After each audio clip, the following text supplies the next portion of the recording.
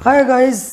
भारत चीन के समक्ष किस तरह से एक ताकतवर देश के रूप में उभर सकता है, आज हम इस मुद्दे को लेकर चर्चा करेंगे।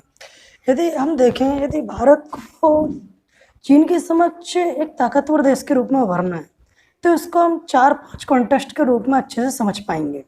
पहला चीज है राजनीतिक, दूसरा सामाजिक, तीसरा आर्थिक और चौथा सामरिक और रणनीतिक, और पांचवा यदि देखा जाए तो कूटनीतिक। राजनीतिक दृष्टिकोण से देखा जाए तो क्या होता है, हमारे यहाँ अभी हाल ही में घटनाक्रम हुआ कि भारतीय राजनीतिज्ञों को राष्ट्रीय मुद्दों को लेकर दलगत भावना से ऊपर उठकर काम करना पड़ेगा।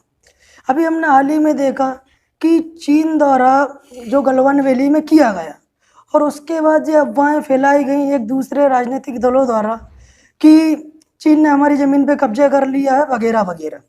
तो इस तरह की ये तुच्छ राजनीति सैनिकों का मनोबल गिराती है और देश के लोगों में भय का माहौल पैदा करती है। दूसरे दृष्टिकोण से यदि हम देखें तो एक सामाजिक दृष्टिकोण भी काम करता है।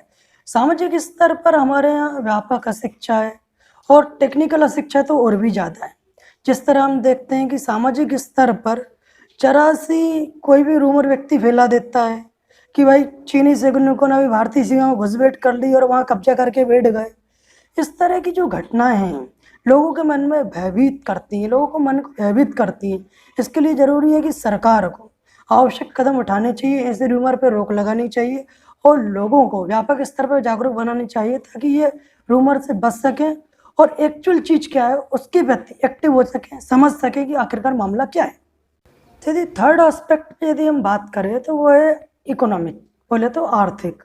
यदि हम 2018-19 का डाटा उठाएं, चीन के साथ हमने जो व्यापार किया है उसमें हमारा जो व्यापार घाटा है, ट्रेड डिफिसिट है, लगभग $16 बिलियन का है। अर्थात हमने चीन से $79 बिलियन का आयात किया और चीन को $19 बिलियन का हमने क्या किया, निर्यात किया।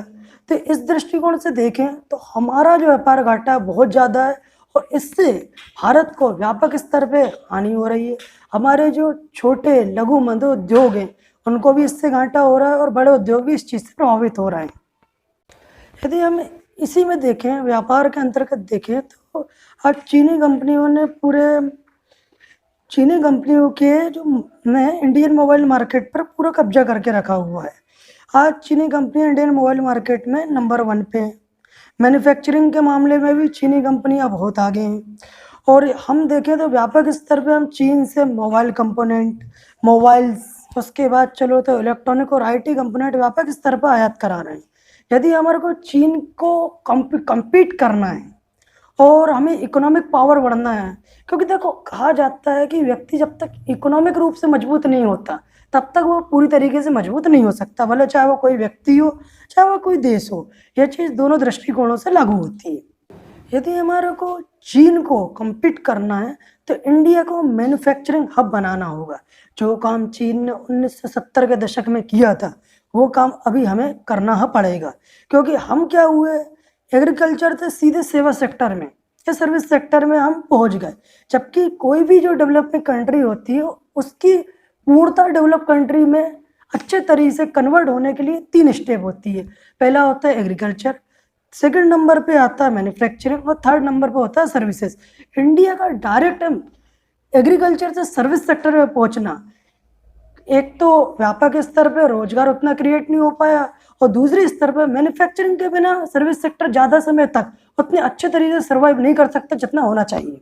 तो हम फोर्थ एस्पेक्ट पे यदि विचार करें तो वह है सामरिक या फिर रणनीतिक, हम उसको कह सकते हैं। भारत सरकार को हमारे सामने अभी फिलहाल यदि देखा जाए तो भारत सरकार को अपनी आर्मी, नेवी और एयरफोर्स के लिए व्यापक स्तर प्रबंध करने चाहिए और उनके कम से कम 40 दिनों का राशन और एनिमेशन की पर्याप्त प्रबंध होने चाहिए। यदि देखा जाए तो S-400 इसकी चर्चा लगभग 4 से 5 साल पहले से चल रही है, लेकिन आज हमारे पास S-400 मिसाइल सिस्टम नहीं है, जबकि चीन के पास S-400 के लगभग 5 सिस्टम हैं। दोस्तों यदि हम फिफ्थ एस्पेक्ट पर विचार करें तो वह डिप्लोमेटिक या कूटनीतिक एस्पेक्ट, जिसके माध्यम से हम चीन को घेर सकते हैं।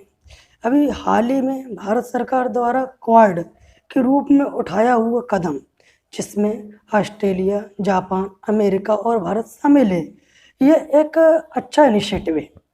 दोस्तों, हमें साथ ही साथ भारत सरकार द्वारा उठाए जा रहे प्रेजेंट के जो कदम हैं उन पर भी थोड़ा नज़र मारना चाहिए।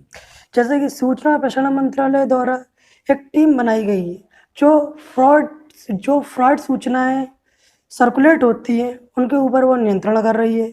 यदि हम बात करें तो राफेल क्यूकली तरीके 27-28 जुलाई तक इंडिया में आने वाले हैं, और साथ ही इंडियन गवर्नमेंट को अपने स्क्वाड्रन को बढ़ाने के लिए भी कुछ सोचना चाहिए। यूएसओ की अभी एक रिपोर्ट आई थी, उसमें कहा गया था कि लगभग 65 स्क्वाड्रन की आवश्यकता है भारत को। दोस्तों, मेरा मेजर टू फ्रंट वॉर कहने का तात्पर्य है पाकिस्तान और चाइना के साथ संयुक्त रूप से लड़ाई करना। साथ ही अभी चीनी ऐप पर कुछ चीनी ऐपों पर बैन लगाया गया है। वह कुछ चीनी कंपनियों के टेंडरों को राजमार्ग मंत्रालय द्वारा रद्द किया गया। ये सभी भारत सरकार द्वारा उठाए गए कुछ कदम हैं, पर ये सभी कदम एक ऊँट के मुंह में जीरे के समान है, क्योंकि चीन हमारी इंडियन इकोनॉमी पर व्यापक रूप से हावी है और इसके ज़्यादातर हमें नुकसान ही हुए हैं, क्योंकि इसके माध्यम से जो व्यापक स्तर पर रोजगार पैदा होना चाहिए था वो हो नहीं पाया है। दोस्तों, आप लोग कमेंट करके बताइएगा कि ये वीडियो आपको कैसा लगा, और यदि वीडियो अच्छे लग रहे हो तो सब्सक्राइब कीजिए, लाइक कीजिए और शेयर कीजिए। थैंक्स।